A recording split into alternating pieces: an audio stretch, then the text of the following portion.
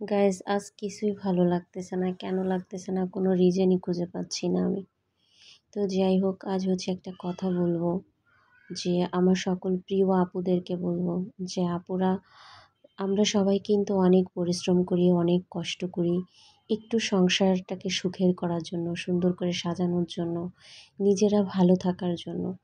কিন্তু এই যে সংসারের চিন্তা করে, সবাইকে ভালো রাখার চিন্তা করে আমরা কিন্তু আমাদের নিজেদেরটাই ভুলে যাই, যে আসলে আমি আদৌ ভালো আছি কিনা, বা ভবিষ্যতে আমি ভালো থাকবো কিনা, বা আমার কিছু আছে কিনা।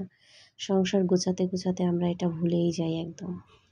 তো আজ কথাগুলো কেন বললাম, আমাদের সবার প্রিয় আলভি আপু, তো ওনার হাজব্যান্ডটা চলে যাওয়াতে ওনার সাথে কি হচ্ছে, আসলে কয়েকদিন ধরে শুধু আপুর ভিডিওগুলো আমার সামনে আসে। তো এগুলো নিয়ে না আমি খুব আপসেট হয়ে যাই। আসলে আমরা তো সংসারের জন্যই ছুটি, নিজের জন্য ছুটি না।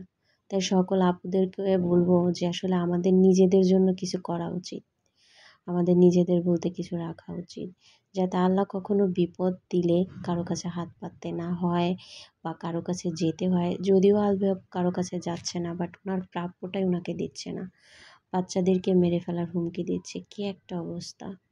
তো আজ ভাল লাগতেছিল না, এটাই শুধু আপনাদের সাথে একটু গল্প করতে আসলাম আর শেয়ার করতে আসলাম। তো সবাই ভালো থাকবেন, ভিডিওটা কেমন লাগলো জানাবেন।